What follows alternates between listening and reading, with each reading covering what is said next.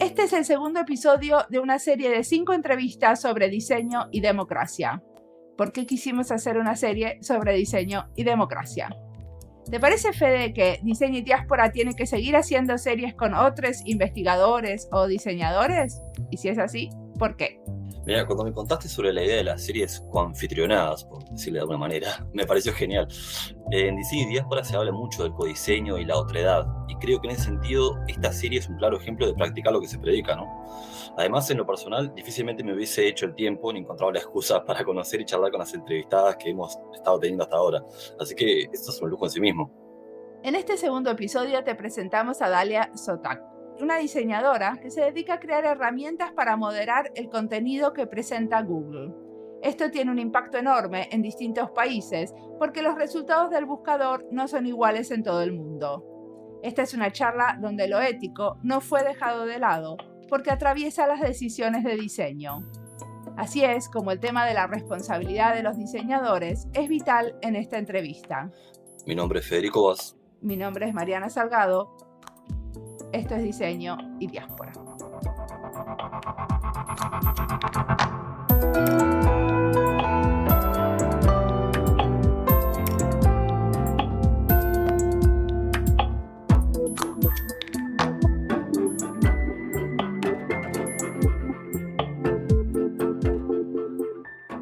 Muy bien, ¿querés presentarte? Sí, bueno, buenos días, buenas tardes. Siempre empiezo por presentarme como por lo que trabajo, pero en realidad soy mamá. Tengo 2 hijitos muy traviesos y, bueno, esposa, hermana, hija, amiga. Y también soy diseñadora e investigadora de experiencias, enfocada específicamente en proyectos que tengan que ver con explorar cuál es el potencial de la tecnología para mejorar la sociedad de alguna manera.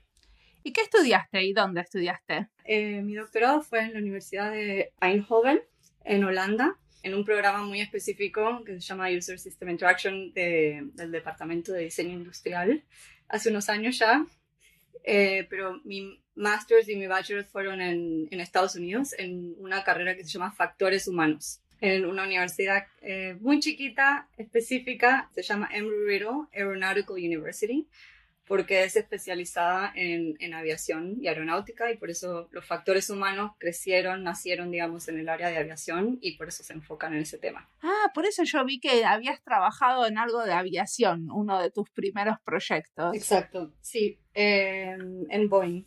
Decime una cosa, ¿y de dónde sos? Soy argentina, pero bueno, nací en Israel, viví un tiempo en otros países antes de llegar a Argentina con mi familia y vine a vivir a Estados Unidos ya hace 22 años. Entonces, soy un poquito de cada lado. Ok, y entonces vamos a hablar un poco de, no sé, a mí el proyecto que más me llamó la atención, ese proyecto que tenés de investigación cualitativa en Kenia en relación a las elecciones, porque el informe que me pasaste está buenísimo y tiene un montón de observaciones que seguramente ustedes usaron para el desarrollo de nuevas herramientas, ¿no? Para impedir los hackeos o el acoso digital. ¿Querés contarnos de esa investigación? Sí, parte de la investigación del equipo donde estaba en Google, que se llama Jigsaw. Ya no trabajo más en ese equipo, trabajo en un equipo mejor ahora. Pero 5 años estuve con Jigsaw, en donde, digamos, su objetivo es mantener a la gente en Internet a salvo, safe.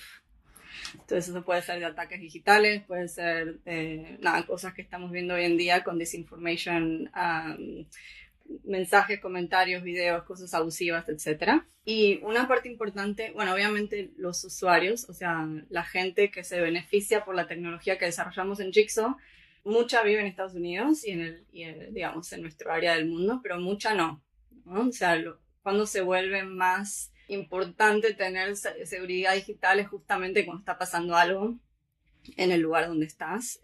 Puede ser por quién vos sos, por tu trabajo, puede ser la situación del país, en una guerra en el momento, o puede ser, en el caso, por ejemplo, cuando fuimos a Zimbabue, las primeras elecciones democráticas después de 40 años. Esos son los momentos donde es realmente muy importante tener herramientas que te ayuden a mantener tus medios de comunicación abiertos, tus canales de expresión, etc.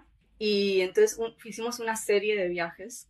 Kenia fue uno de los viajes, en donde el enfoque era viajar a ese país, entender la situación en términos de seguridad digital, basada en el contexto de ese momento, ¿no? Entonces en Kenia eran las elecciones, que históricamente fueron, por ejemplo, apagos de internet, mucha violencia. Entonces queríamos entender cuáles son las herramientas que la gente está usando en ese momento, cuáles son las preocupaciones de las personas en ese momento clave cada 4 años o 6 años, dependiendo del país. Y también usar eso como inspiración de qué herramientas deberíamos desarrollar, porque tal vez lo que estamos desarrollando no es exacto lo que la gente necesita en esos momentos. ¿Y qué herramientas salieron? ¿Herramientas de este tipo de trabajo? Sí. Por ejemplo, haciendo una conexión con otro proyecto, pero en un viaje que hicimos a Ucrania, en guerra con un país muy avanzado en términos de, ¿cómo sería? Guerra digital, por decirlo así. Sabemos que Rusia es muy avanzado en sus manipulaciones digitales. Nos dimos cuenta que una de las cosas que la gente estaba más preocupada en ese momento, y esto ya fue hace varios años, era en los canales de desinformación. Las historias de mentira que se estaban produciendo alrededor de los temas, y lo hacía muy difícil para las personas que estaban trabajando en la parte social, como,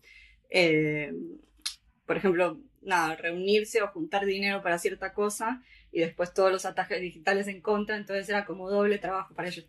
Bueno, a raíz de eso, a raíz también de entender cómo la tecnología se estaba desarrollando muy rápidamente en lo que era hacer deepfakes, que no sé si tiene un nombre en castellano, pero es utilizar como cosas completamente creadas por máquinas, como imágenes, videos, diálogos completamente diseñados por algoritmos para crear una historia que también es falsa. Obviamente eso se puede manipular de maneras muy positivas, pero también pueden ser utilizadas para cosas negativas, especialmente en momentos así, como decimos, de guerra o cosas extremas, lamentablemente. Entonces eso fue lo que nos inspiró a trabajar en ese proyecto Assembler, que también compartí contigo, que es una herramienta realmente no para la gente, pero para los investigadores. Entonces, si hay un deepfake, vos estás haciendo una investigación, hoy en día es muy precario las herramientas que puedes utilizar. La gente se pone a buscar en Google, tienen algunas herramientas, pero no tenían una manera de ver qué tanto de esa imagen o video había sido manipulado. Entonces eso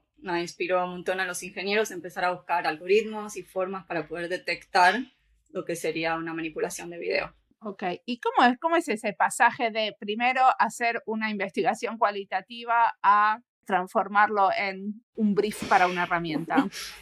Esa es la pregunta del millón, porque todo el mundo quiere saber, estoy invirtiendo X en mandar, porque los viajes que yo organizaba eran así, 6 personas, 3 ingenieros, un product manager y 2 researchers. Contratábamos también a investigadores en el país a donde íbamos para trabajar con alguien local. Bueno, y todo lo que viene con eso, ¿no? El viaje, el avión, todo eso.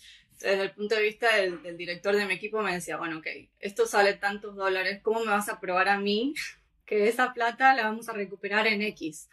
No, o sea... Sí, yo porque tengo proyectitos que tendría que hacer ese mismo discurso donde le cuento a la gente por qué vale la pena hacer la investigación cualitativa y cómo realmente da material y no es solamente que la hacemos porque es éticamente correcto hacerla. Exacto. Un pequeño paréntesis que estoy estudiando, tomando cursos y estudiando, y se está hablando mucho en el mundo de user experience, es atrevernos a ponerle costo a nuestro trabajo, así sea que es un guesstimate, ¿viste? Como en inglés se dice, más o menos estamos tratando de, así como lo hacen los PMs, ellos no tienen ningún problema en decir cuánto va a salir, cuántos ingenieros va a tomar, cuánto tiempo, y la verdad es que tampoco tienen mucha idea. Entonces, para nosotros empezar a cuantificar nuestro trabajo es una buena herramienta de negocio para poder seguir creciendo como industria, pero eso, bueno, al margen. A ver, ¿y te puedo preguntar cuánto salió esta investigación en Kenia, por ejemplo? ¿O esas cosas no se pueden decir? Sí, no es que no se puede decir, pero te daría, a ver, yo pedí un budget de $50,000 para poder contratar a investigadores, bueno, y también pagarle a las personas, etcétera. Pues cada uno hace su propio expense, pero más o menos ponerle que por persona es entre viaje y hotel otros $5,000, y eran 6 personas, entonces alrededor de otros 20,000. Creo que para Google, y obviamente no estábamos ahorrando plata, ¿viste? Es uno de los beneficios que tenemos de trabajar en una empresa que tiene muchos recursos. pongámosle $100.000. O sea, en total salió $100.000. Y estoy haciendo esto que te dije recién en el paréntesis, lo estoy haciendo. Me estoy animando porque si no te diría, no, es imposible, yo no tengo ni idea, no podría. Pero vamos a hacer un estimado, más o menos sería $100.000. Perfecto. Y después de ahí, o sea, supongo que hacen como análisis de esa data para sacar como varios conceptos de diferentes herramientas y después terminan haciendo una herramienta como la que vos contabas, el Assembler, donde eligen en qué herramienta enfocarse, ¿no? Porque supongo que de una investigación tan amplia como la que hicieron en Kenia salen un montón de ideas para muchas herramientas. Entonces, la siguiente pregunta es, ¿cómo elijan? Sí, algo que empezamos a hacer, esto también basado en muchas indicaciones de cómo hacer como mejor investigación en campo y llevarla a la práctica, que eso también es algo como los etnógrafos tienen unas técnicas, pero a veces no son compatibles 100% con el mundo de la tecnología y cómo hablar con ingenieros. Algo que empezamos a hacer es, en el país donde estábamos, hacer ahí mismo un design sprint, en donde también invitamos a algunos de los participantes que estábamos entrevistando, a algunos de los investigadores que nos estaban ayudando. Entonces era como un evento bastante grande y empezar a pensar con ellos y usar el método de design thinking y de sprints para poder sacar ideas más concretas. Esas ideas las desarrollábamos creando mocks y haciéndolas un poquito más tangibles cuando volvíamos a Estados Unidos, y hacíamos un workshop con todo el equipo técnico como para explicarles lo que aprendimos, pero por medio de las ideas. Entonces no era tanto, fue el research y este es el participante número, era más como estas son las ideas y esta idea vino porque hablamos con tal persona. Entonces era como una manera más trayendo a la gente más a la parte como práctica, quiero decir. O sea, como trajeron a como nuevas voces a también defender la elección de qué desarrollo seguir. Claro, bueno, en el momento en el que presentamos al equipo técnico era sin preferencia, entonces no respondí tu pregunta todavía. Pero en ese, digamos, en el workshop que hacíamos con la gente ya de Jigsaw, que son todos los ingenieros, que son todos los managers de productos y otra gente que también trabaja para el equipo, juntos era tomar la decisión basado en, hacíamos como dot voting, no sé si alguna vez hicieron el ejercicio de sprinting, en donde el primer paso es decidir cuáles son los parámetros por los cuales nos van a ayudar a votar. Entonces, los parámetros generalmente es roughly en 3, si lo ponemos en 3 dimensiones, sería cuál es la tecnología que es posible, pero también compleja, como para lo que sea algo que los ingenieros tengan que hacer. Muchas ideas, por ejemplo, era un front-end developer puede hacer esto en 5 horas. Entonces eso no es tan interesante para un equipo de ingenieros de Google en desarrollar. Entonces esa es una dimensión. La segunda dimensión es la parte del business, que para nuestro equipo no nos enfocamos en ganar dinero, por decirlo así, pero tenemos otros parámetros, como pensamos que hay un grupo suficiente grande de usuarios. Esto podría ser utilizado en países que tienen algún tipo de dificultad, como que no tienen democracia, o países en donde tienen muchos problemas de seguridad digital. Entonces ese era el business side. O también algo del business side también tiene que ver con el impacto, ¿no?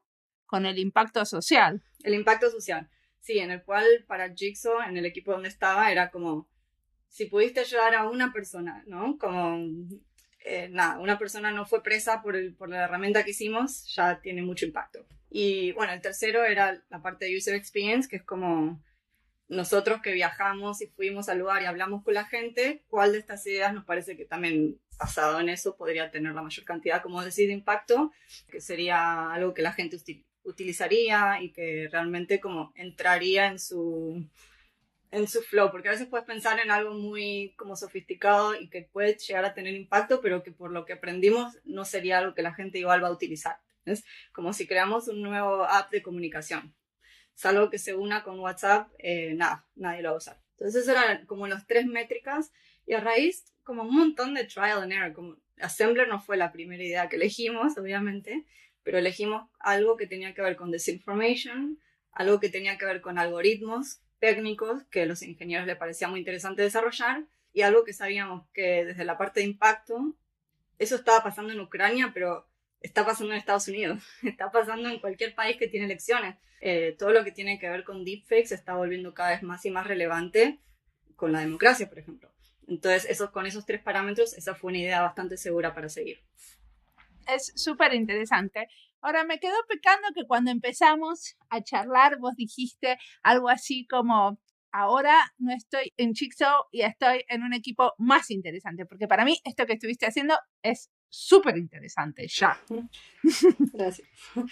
Sí, fue difícil irme del equipo, eso es lo que voy a decir. Realmente mucha gente me manda mensajes y me reúno con ellos y me dice, ¿cómo puedo hacer para trabajar en Jigsaw? Hay pocos lugares en el sector privado de tecnología que tenés la libertad de enfocarte con estos topics. O sea, no voy a mentir y decirte, si esto es todo lo que hacemos en Google. No, somos un equipo de 70 personas en toda la empresa, el único equipo que puede hacer esto. Entonces, obviamente fue difícil irme, pero mi nuevo trabajo, por lo cual me fui, es manejando un equipo de UX. Tenemos otro challenge. Entonces, les doy como un poquito de background. Hoy en día, toda la información que ponemos en internet, así sean videos, comentarios, tu locations en Maps, todo, tiene que estar bajo un parámetro de reglas que nosotros decidimos como empresa y la sociedad también decidió que está bien que esté en internet, ¿no? Mucha de esa información está fuera de ese parámetro. Algo muy fácil es que nadie va a discutir, por ejemplo, la sexualidad infantil o el abuso de niños en temas sexuales. Todo eso no debería estar, no es algo que todo el mundo está de acuerdo, no debería estar en la plataforma, no es algo que contribuya a la sociedad positivamente. Hay argumentos, pero más o menos todo el mundo está de acuerdo en que está bien remover eso de internet. Ahora, las personas que hacen ese trabajo, ellos sí tienen que ver el contenido. Se llaman en inglés content moderators. No sé si tendrán un nombre. Sí, moderador de contenidos. Los moderadores, los mods, como le dicen si estás en Reddit o si estás en alguna plataforma. Ellos en Google son un grupo de muchísimas personas, miles de personas, creo que 15 o 16 mil, que diariamente miran este contenido y deciden qué va a estar en internet, qué no va a estar en internet, lo cual el impacto es inmenso en términos de, bueno, Fede, lo que hablas vos, nada, contribuye específicamente a la democracia en un país, pero también la parte económica, bueno, entretenimiento, etc. Mi equipo crea las herramientas que la gente que hace este trabajo está utilizando para moderar el contenido. Entonces, por eso digo que no sé si en cierta manera es interesante o igual de interesante el topic, pero la parte de impacto y responsabilidad me pareció muy... ¿viste? Cuando un trabajo nuevo te tiene que dar esa sensación de que te da un poquito de miedo, pero también excitement, y por eso me cambié de equipo. Ahora, ¿te puedo preguntar algo con respecto a eso? Porque hace unos años me acuerdo que cuando fue el levantamiento que hubo en China, en la plaza de Tiananmen, Google había hecho algún tipo de acuerdo donde los chinos, cuando ponían el nombre de esa plaza, no se encontraba ese contenido. Como de alguna manera eso estaba bloqueado. ¿Cómo es eso para trabajar para una empresa que tiene sus dos lados bien marcados? Porque lo que hace Chick-Shock es completamente el Dr. Jekyll, ¿no? Pero después tenemos a Mr. Hyde, que si sos idealista, alguna de estas cosas tienen que hacer un poco de fricción adentro de uno. Absolutamente, estás tocando como en el punto, en el nervio, en el punto débil de todos los que trabajamos en Google y pasamos con... Hay un millón de cosas así. Ese es un ejemplo muy público y también debo decir que la relación entre Google y China es fascinante. Puedes leer muchísimos artículos e información al respecto. Digamos, creo que muchas veces no representa la opinión o preferencia de los empleados, lamentablemente. Esto lo ves con contratos que tenemos con servicios militares para hacer cosas como identificar caras con machine learning. Muchos contratos con otras partes que son cuestionables. No sé si siguen ustedes un poco o si están las noticias varias veces donde los empleados sí tomamos como un lado bastante fuerte y tratamos de, bueno, hicimos un walkout bastante grande hace 2 años. Eso fue por lo que le pagaron a Andy Rubin, pero igual eran como muchas cosas metidas también. Una de ellas era un contrato muy grande con los militares que no lo mantuvieron porque los empleados no estaban de acuerdo. Pero sí, trabajás en esa dualidad. Para mí, no sé si siguieron el caso donde echaron a una chica hace poco. No, ¿nos lo contás? ¿Cómo fue? Es que no sé todos los detalles y creo que es mucho mejor si lo leen, pero básicamente la echaron y ella es una chica que estaba haciendo investigación sobre la ética de Machine Learning, que es un tema también muy interesante. Parece ahora me suena, ahora que lo decís me suena que lo leí.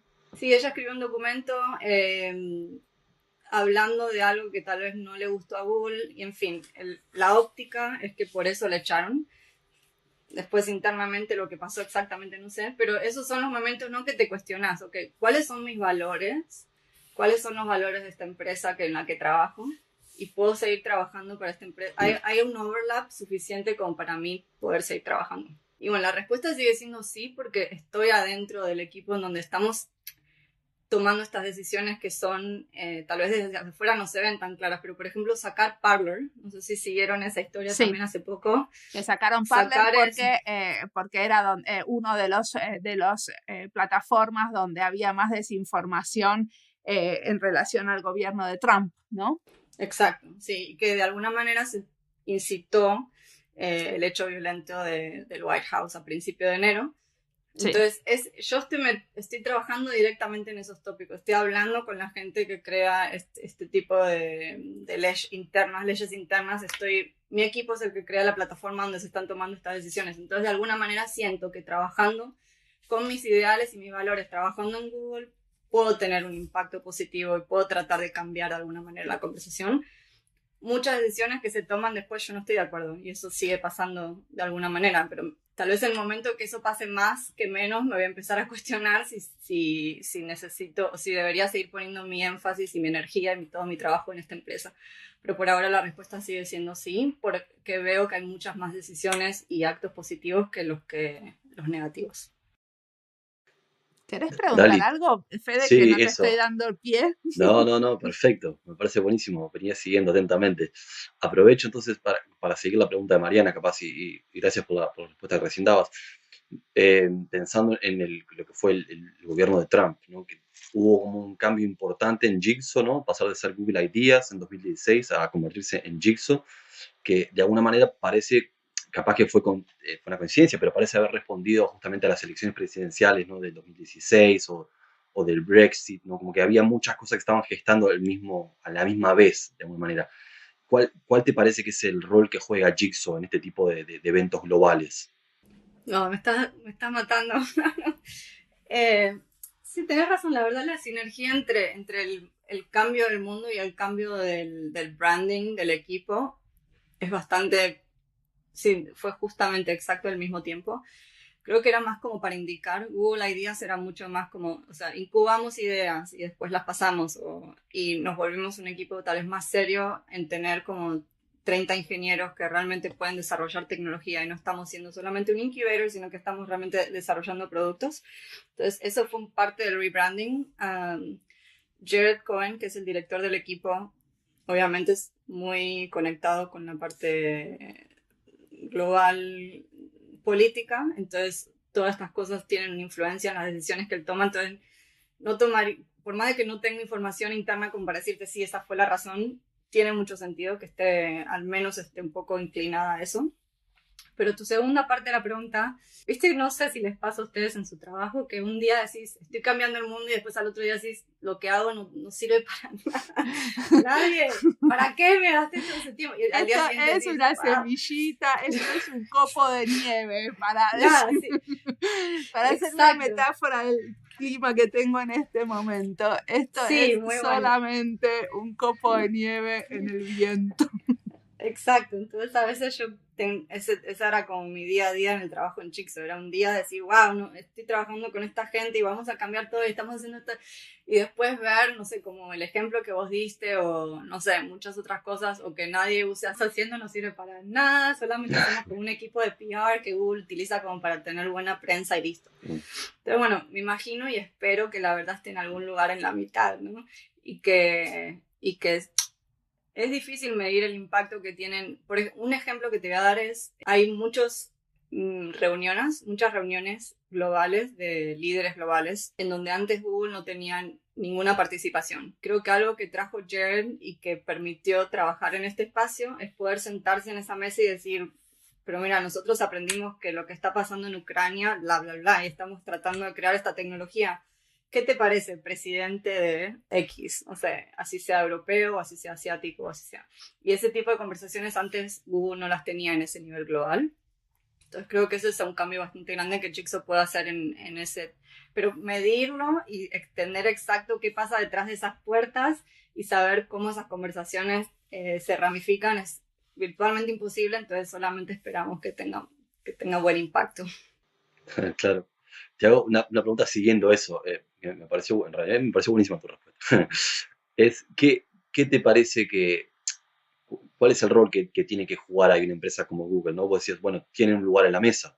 Y la pregunta es, ¿está bien que lo tengan? Digamos, ¿tienen que tenerlo? ¿Cuál es el rol que debería tener? Sí, súper buena pregunta, porque justamente es algo que yo tengo una convicción desarrollada ya por mucho tiempo trabajando en el espacio y cotidianamente me doy cuenta que no es la convicción que tiene mucha gente, que es que absolutamente tenemos que tener una voz y absolutamente tenemos que tener un punto de vista en cosas como qué contenido tiene que estar en Internet y qué contenido no tiene que estar. Y tenemos esa filosofía de que nosotros somos sobre una plataforma y lo que pasa adentro no es nuestra responsabilidad, tiene que desaparecer, es nuestra responsabilidad. Y es más, mucha de esa responsabilidad somos nosotros, los diseñadores, porque hay decisiones que tomamos día a día que después llevan a ciertas cosas. Te doy un ejemplo pequeñito, pero los diseñadores pueden reducir disinformation en las plataformas que diseñan sin agregar, por ejemplo, un botón para compartir en cada página de tu site. Entonces, ok, si hay un artículo malísimo y es tan fácil compartirlo y todo el mundo lo está compartiendo y ese artículo llevó a tal tipo de violencia, hay cierto punto en donde hay responsabilidad de parte del diseñador. Entonces eso de que diseñamos una app, diseñamos un producto y no entendíamos, la usaron para el mal, nada, eso ya no es parte del discurso. Y tenemos las herramientas, tenemos la manera de pensar en qué podría pasar con esta tecnología, cuáles son los problemas de privacidad, cuáles son los problemas de seguridad digital, cómo alguien podría utilizar esta información de manera nefasta en contra de... Tenemos la tecnología para pensar y las herramientas para pensar de esa manera. Entonces, Google, los diseñadores dentro de Google y cualquier empresa de tecnología que lleva el espacio en nuestra sociedad que lleva hoy en día, eso lo podemos debatir si es bueno o malo, pero es así.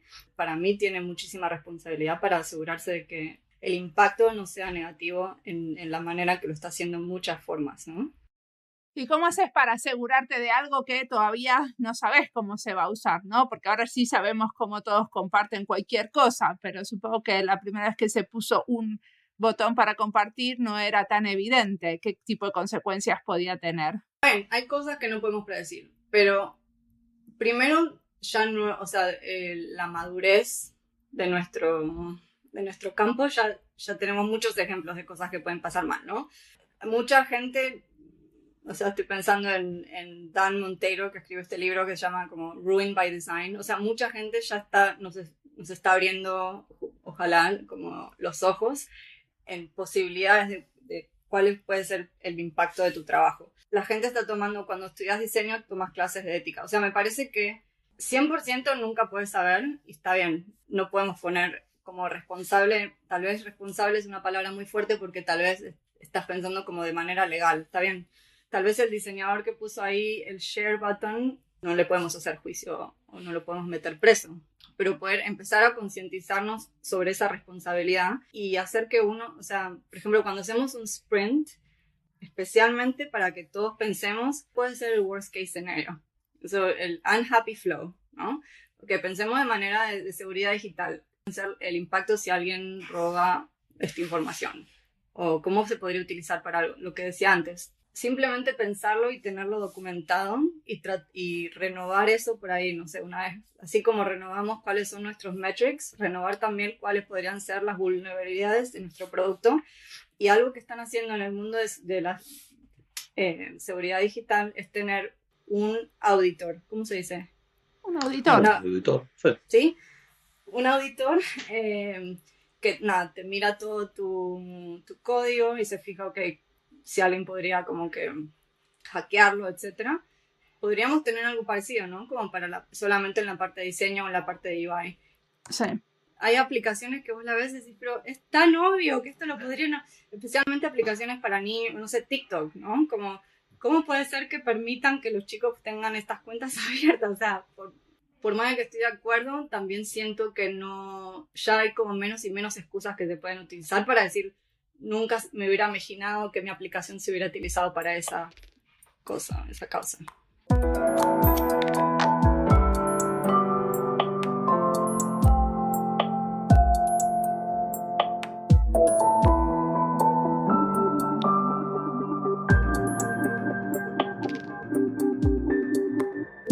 entrevista es parte de varias otras listas que tenemos en Spotify, como Diseño UX, Estados Unidos y Diseño, Argentina y Diseño, Diseño y Política. Una cosa que les queremos contar es cómo armamos esta serie. En una charla planteamos el tema, después armamos una grilla donde fuimos poniendo los nombres de los entrevistados. Ricardo Amaste, de Colaborabora, nos dio varias ideas de quién entrevistar, como por ejemplo entrevistar a Pablo Aragón y a Mario Rey, que serán parte de esta serie. Muchísimas gracias, Ricardo. También teníamos algunas ideas. Queríamos entrevistar a gente que diseña herramientas que hacen a la participación democrática y también otros que tengan una visión teórica sobre la cuestión. Esta entrevista con Dalia, por ejemplo, es una de las entrevistas en las que se describen modelos de trabajo en relación a la construcción de herramientas. Fede, ¿te acordás, por ejemplo, que con el tema de herramientas pensamos que íbamos a encontrar muchísima más gente? Por ejemplo, gente diseñando sistemas de voto electrónico o esos sistemas para elegir a los candidatos que vas a votar. Por ejemplo, acá en Finlandia existen unas encuestas que uno llena en cada elección y según lo que se contestó te propone una serie de candidatos que más se acercan a tu manera de pensar. Ahora que estamos en época de elecciones municipales, por ejemplo, esto está bueno porque acá no se vota por listas de partidos, sino por candidatos. Entonces, te da ideas a quiénes poder votar, si es que no tenés ninguna. Y a la vez, las preguntas te dan una idea de cuáles son los temas principales de las elecciones. En el caso de las elecciones municipales, hay muchas preguntas en relación a los desarrollos de los barrios de Helsinki, por ejemplo, que es donde yo vivo. Pero estos diseñadores que queríamos encontrar, no los encontramos. Así que si alguno escuchó esto y está trabajando en estas herramientas o parecidas, nos interesa entrevistarlos. Y comuníquense con nosotros, por favor. ¿Qué entrevistas en esta serie no pudimos hacer? Creo que un poco como comentabas antes, el principal debe, si quiere, es haber identificado a las personas que están o han trabajado en el diseño de herramientas o sistemas alternativos o complementarios a los que se usan en y para el desarrollo de las democracias. Me parece que esa identificación es difícil porque muchas de estas personas o organizaciones no entran en los cánones de diseño, se llaman a sí mismas con otros nombres. Me parece que tenemos que apelar a la inteligencia colectiva de las y los escuchas para contar con esas voces en futuros episodios.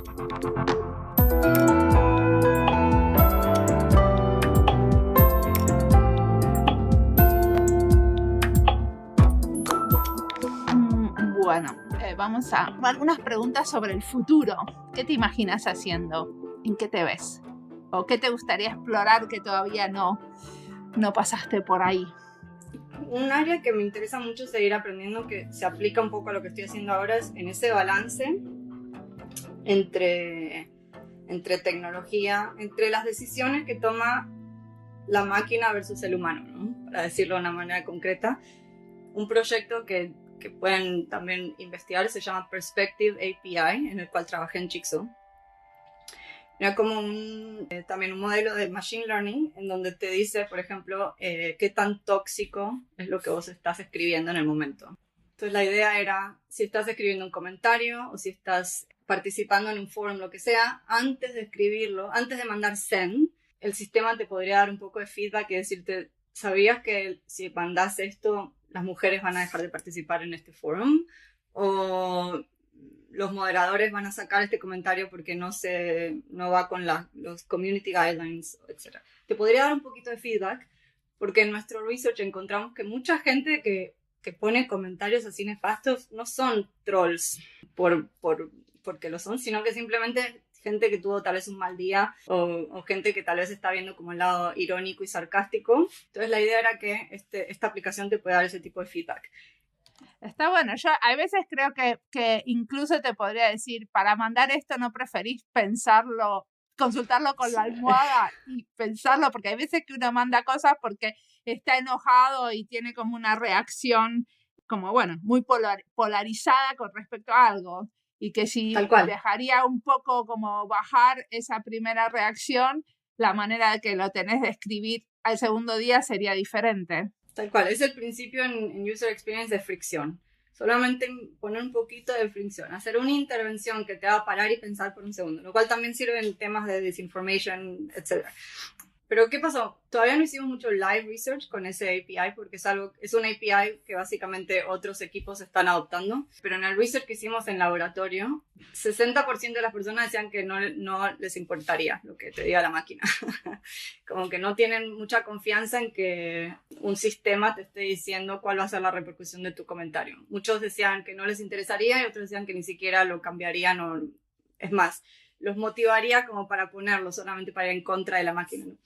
Entonces, bueno, a raíz de trabajar en ese proyecto y otros proyectos relacionados con ese punto de las decisiones que tiene que tomar, qué tanto te puede dar información una máquina y qué tanto la decisión debería ser de ella o tuya, me interesa mucho, como tengo mucha fe de que eso es algo que en el futuro nos puede mejorar muchas cosas, pero también estoy muy consciente de que tiene un lado oscuro, ¿no? Un lado que una forma de pensar en machine learning que es si le metes basura, sale basura, ¿no?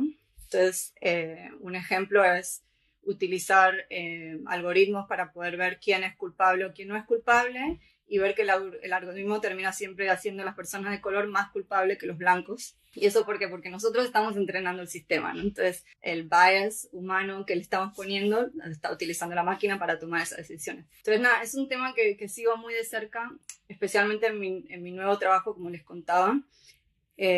No queremos que los humanos estén viendo esos videos, o sea, si se imaginan las cosas más extremas, estaría buenísimo que no los vea, que los vea la máquina y que la máquina decida, pero al mismo tiempo hay muchas cosas que todavía la máquina no puede decidir por sí misma. Entonces, ¿qué cosas le podemos dar? Y sería muy bueno que la máquina tome decisiones y qué cosas todavía necesitamos una persona en el loop para tomarlas. Es un tema que me apasiona, sigo de cerca, tengo fe de que nos va a ayudar mucho, pero también muy consciente de cómo es de sus challenges, por decirlo así. Pero eso de alguna manera es en lo que estás trabajando ahora, o me estás hablando del futuro y no estoy entendiendo. No, estamos trabajando ahora, primero. Los modelos, los algoritmos no son tan sofisticados como tal vez gente piensa que son.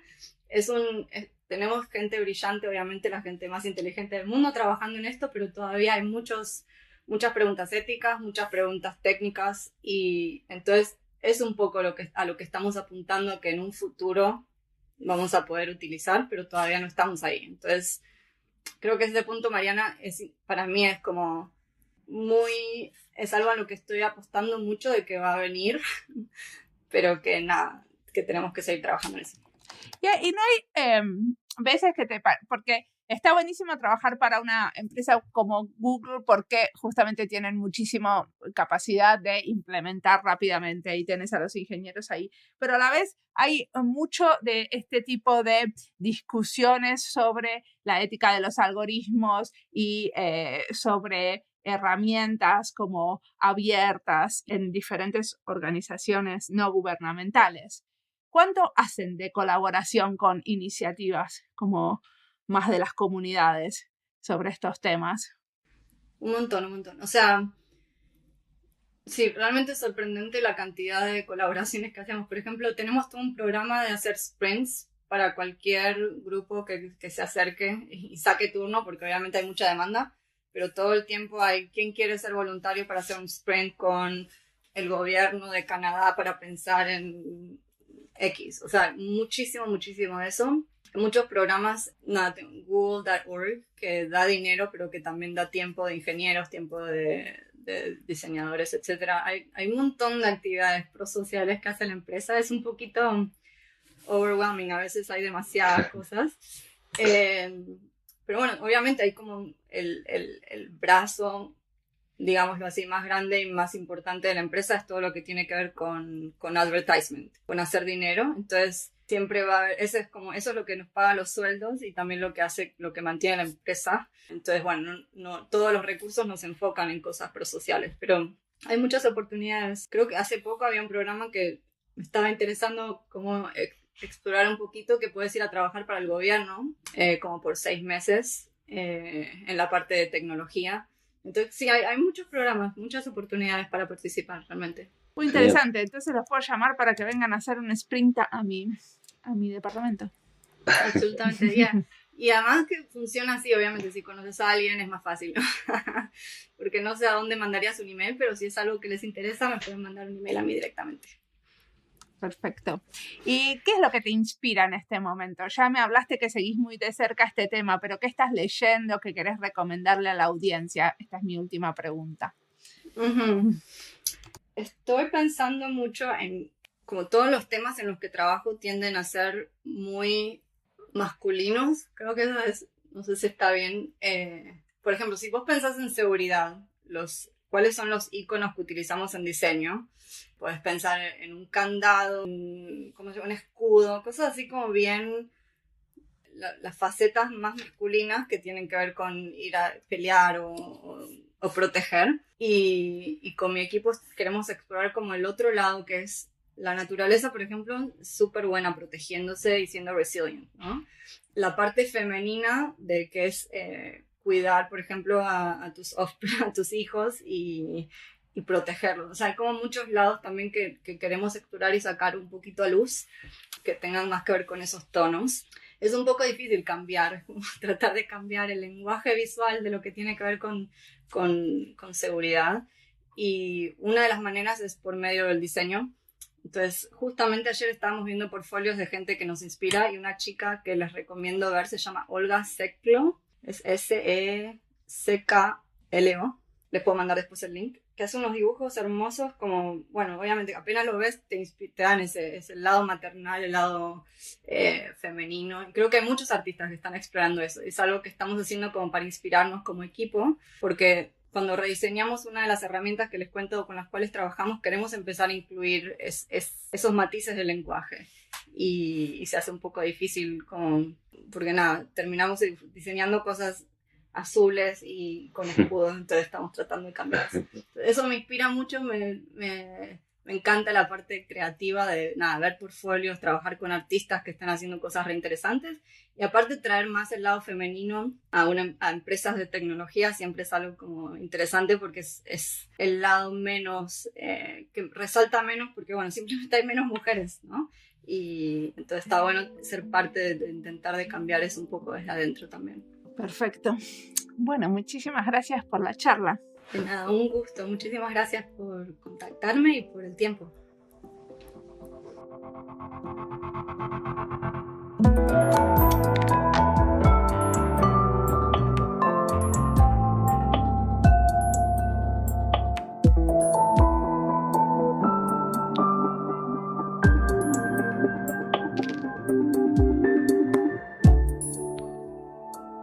Increíble el perfil, la experiencia del trabajo de Dalia, de esas personas que atrapan solamente con leer su biografía, ¿no?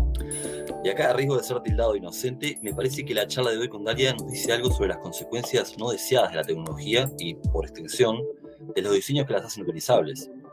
Creo que lo que quiero decir es que Google, como la mayoría de las actuales grandes empresas tecnológicas, es estadounidense y eso implica que se desarrolló en un país occidental, capitalista y, le pese a quien le pese, también democrático. Sin embargo, hay abundante evidencia de que Google ha contribuido a las campañas de desinformación global y a la proliferación de las fake news, algo que atenta directamente contra la prensa libre, que es a su vez un pilar de las democracias occidentales. Lo que me parece fundamental es entender cómo algunos diseños pueden ser explotados para, como en este caso, erosionar las bases mismas sobre las que fueron concebidos, ¿no? Es bastante como paradigmático o paradójico, si se quiere. Da la impresión que en alguna medida Jigsaw viene a ser el remedio para una enfermedad autogenerada. A mí me gustó mucho cuando Dalia dice que a veces uno cree que no puede cambiar nada y otras que se puede cambiar el mundo. Es parte de la realidad de los diseñadores trabajando en grandes empresas como la de Google, pero también de los que trabajamos en organizaciones más pequeñas. Los documentos en los que yo trabajo en relación a las políticas públicas en el gobierno son tan complejos y pasan por tanta gente de tantas organizaciones, incluso el Parlamento, que a veces parece imposible hacer una contribución. Pero lo que sí estamos seguras es que si vamos a cambiar el mundo, no lo vamos a hacer solas y se necesitan muchos otros que no trabajan en diseño. Otra cosa que viene a cuento en estas entrevistas es el tema del privilegio, porque muchos están pensando qué gran privilegio es estar trabajando para Google en algo tan importante y con tanto impacto social. Pero justamente lo que trae Dalia es que de la mano del privilegio viene la responsabilidad y ningún diseñador en estos lugares puede obviar pensar en las consecuencias de su trabajo y cómo se puede empujar e influenciar desde el pequeño lugar que nos tocó. cada una a su manera, cada una pensando desde donde está, pero siempre teniendo en cuenta nuestros valores. Como siempre, la música del podcast es de Antonio Zimmerman. El diseño de sonido es de Andy Fechi. Este podcast está publicado con licencia creativa común con atribuciones. Esto fue Diseño y Diáspora. Pueden seguirnos en nuestras redes sociales, YouTube, Instagram y Twitter, o visitar nuestra página web diseñoydiaspora.org. No olviden recomendarnos. Nos escuchamos en la próxima. Chao.